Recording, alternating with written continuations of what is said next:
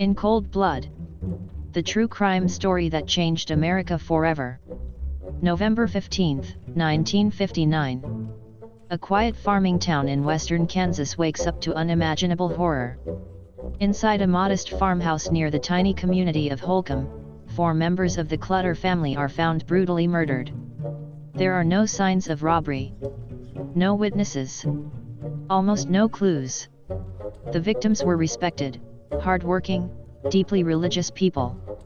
They had no known enemies. The crime shocked the nation.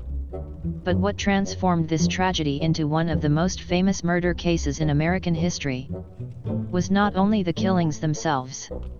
It was the book that followed. A young writer named Truman Capote traveled to Kansas hoping to write a short magazine article. Instead, he created a groundbreaking work that would permanently change journalism, literature, and the true crime genre forever. The book was called In Cold Blood. This is the story of the Clutter murders. The killers who committed them. The writer who became obsessed with the case. And the dark intersection between crime, storytelling, and human psychology. Chapter 1: America in 1959. To understand why the Clutter murders shook America so deeply, we first need to understand the America of 1959. The late 1950s were often remembered as a period of optimism and stability. World War II had ended. The economy was booming. Suburban life expanded rapidly. Television entered millions of homes. For many Americans, the country appeared safe, orderly, and predictable. Small towns especially represented the ideal version of American life. Places where neighbors trusted one another, doors remained unlocked, and violent crime felt distant and rare. Holcomb, Kansas, embodied that image perfectly. Located in Finney County, Holcomb was a quiet farming community surrounded by endless wheat fields. Life moved slowly there. People knew each other. News traveled fast. And the Clutter family stood among the town's most respected citizens. Chapter 2: The Clutter family. Herbert Clutter was widely admired throughout the community. He was a successful farmer who had built his life through discipline, intelligence, and hard work. Friends described him as calm, honest, and deeply principled. He did not smoke. He did not drink. He attended church regularly. By 1959, his River Valley farm had become one of the most prosperous farms in western Kansas. Herbert lived with his wife Bonnie and 2 of their children, 16-year-old Nancy and 15-year-old Kenyon. The Clutters appeared to represent the American dream. Nancy was especially beloved in Holcomb. She was popular at school, active in church, talented in music, and admired for her kindness. Kenyon was quieter. He enjoyed mechanics and building projects. The family seemed stable, successful, safe, which made what happened next almost impossible for the town to comprehend. Chapter 3: The Night of the Murders. On the night of November 14, 1959, 2 men drove toward the Clutter home. Their names were Richard "Dick" Hickock and Perry Smith. The 2 had recently been released from prison. Dick Hickock had heard a rumor from a former cellmate.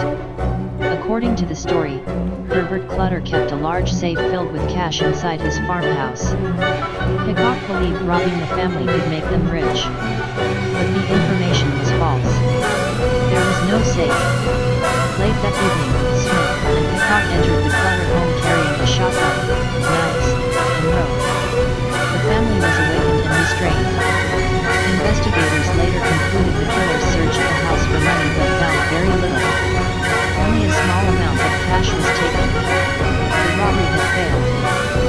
Instead of leaving, the killers made a horrifying decision. One by one, each member of the Clutter family was murdered. Herbert Clutter, Bonnie Clutter, Nancy Clutter, Kenyon Clutter. All 4 were shot at close range. The murders were methodical, cold, terrifying. Then the killers disappeared into the darkness. Chapter 4: Discovery of the crime.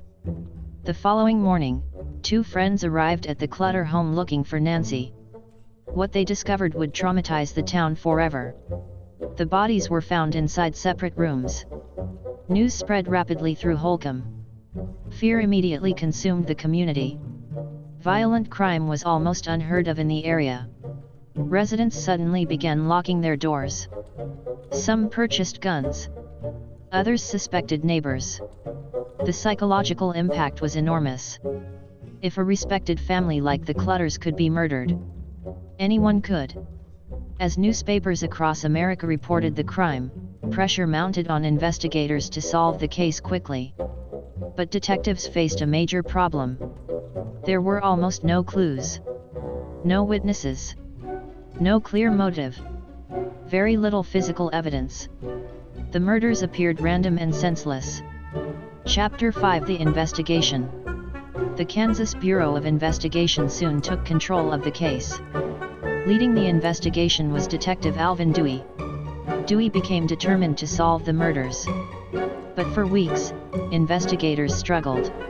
Rumors spread across Kansas. Speculation intensified. Then finally, a crucial lead emerged. A former prison inmate revealed that Richard Hickock had previously discussed robbing the Clutter family. Investigators quickly connected Hickock to Perry Smith. The two suspects had already fled Kansas. Authorities launched a nationwide search. Meanwhile, the killers drifted across America and into Mexico. During their journey, they committed additional crimes including theft and fraud. But eventually, money ran out. The pair returned to the United States. On December 30, 1959, Smith and Hickock were arrested in Las Vegas. After intense questioning, both men confessed. The mystery that terrified America had finally been solved. But the deeper psychological story was only beginning. Chapter 6: Who were the killers? Richard Hickock and Perry Smith were very different men. Dick Hickock was often described as charismatic and manipulative. Friends considered him charming on the surface. But beneath that charm was a pattern of criminal behavior. He had a history of theft, fraud, and violence. Perry Smith was more complicated. He experienced a deeply traumatic childhood. His parents struggled with alcoholism. He suffered abuse. His family life collapsed repeatedly. Smith also endured severe physical injuries after a motorcycle accident. Many people who met him described him as intelligent and emotionally sensitive. But he also displayed violent tendencies and emotional instability. Truman Capote would later become especially fascinated by Perry Smith. Capote believed Smith represented a tragic combination of childhood trauma, emotional isolation, and unrealized potential. The relationship between Capote and Perry Smith would become one of the most controversial aspects of the entire story. Chapter 7: Truman Capote enters the story. When news of the murders reached New York City, author Truman Capote became immediately interested. At the time, Capote was already famous. He had written acclaimed novels and built a reputation as one of America's most talented literary figures. Capote believed the Clutter case could become something entirely new. He traveled to Kansas alongside his childhood friend Harper Lee. Lee would later become world famous for writing To Kill a Mockingbird. Initially, Capote planned to write only a short article for the New Yorker. But once he arrived in Holcomb, the story consumed him. Capote interviewed investigators, townspeople, witnesses, family friends, and eventually the killers themselves. At first, many Kansas residents distrusted Capote. He appeared very different from the local population. Sophisticated, openly flamboyant, highly educated, and unmistakably urban. But Harper Lee helped him gain trust. Slowly, doors began opening. Capote immersed himself completely in the case. What started as journalism slowly transformed into obsession. Chapter 8: Building in Cold Blood.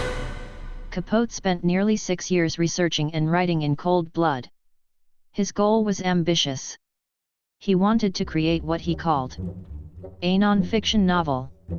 Instead of traditional journalism, Capote used techniques normally associated with fiction. Dramatic scenes, emotional dialogue, cinematic pacing, and psychological depth. Readers would not simply learn facts. They would experience the story emotionally.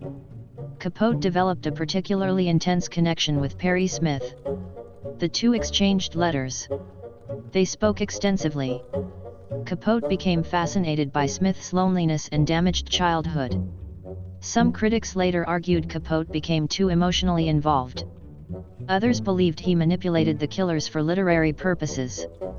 As the years passed, Capote delayed finishing the book because the story lacked an ending. Smith and Hickock were still alive on death row. Capote understood that the executions would provide the book's final chapter. This created a disturbing moral tension. The writer needed the killers to die in order to complete his masterpiece. Chapter 9: The Trial and Executions. The trial of Perry Smith and Dick Hickock attracted national attention. Both men were charged with 4 counts of first-degree murder. The evidence against them was overwhelming. They confessed. Physical evidence connected them to the crime. Witnesses traced their movements. The defense attempted to argue insanity, but the jury rejected the claim. Both men were sentenced to death. Years of appeals followed. Finally, on April 14, 1965, Perry Smith and Dick Hickock were executed by hanging at the Kansas State Penitentiary. Truman Capote attended the executions. The experience deeply affected him. Witnesses later recalled Capote appearing emotionally shattered. Shortly afterward, he completed In Cold Blood. The book was published in 1966, and it became an instant cultural phenomenon. Chapter 10: A book that changed true crime forever. In Cold Blood transformed American literature. The book became a massive bestseller. Critics praised Capote's writing style and psychological depth. For many readers, the story felt unlike anything they had experienced before. Capote blurred the line between journalism, literature, and documentary storytelling. The success of In Cold Blood also helped create the modern true crime genre. Today, countless documentaries, podcasts, television series, and crime books owe something to Capote's influence. The book changed how society consumed stories about violence. Instead of focusing only on victims or investigations, true crime increasingly explored motive, psychology, trauma, and the humanity of criminals themselves. But the book's legacy remains controversial. Researchers later questioned whether certain conversations and scenes were fully accurate. Some accused Capote of dramatizing events. Others argued he exploited real tragedy for artistic success. The ethical debate continues even today. Chapter 11: Capote's Decline. Although In Cold Blood made Truman Capote internationally famous, it also appeared to destroy him emotionally. Friends later claimed Capote never fully recovered from the experience. He struggled with alcoholism, drug addiction, anxiety, and creative decline. Many believed he became haunted by his relationship with Perry Smith and the violence of the case itself. Despite beginning new projects, Capote never again produced a literary work equal to In Cold Blood. His masterpiece became both his greatest triumph and his greatest burden. More than 60 years later, the Clutter murders continue to fascinate the world. Not only because of the brutality of the crime, but because of what followed afterward. In Cold Blood changed journalism. It changed literature. It changed true crime forever.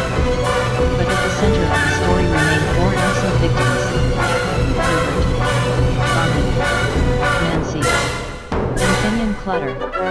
A family whose lives were stolen in a senseless act of violence. And a quiet Kansas town that would never be the same again. Fade to black.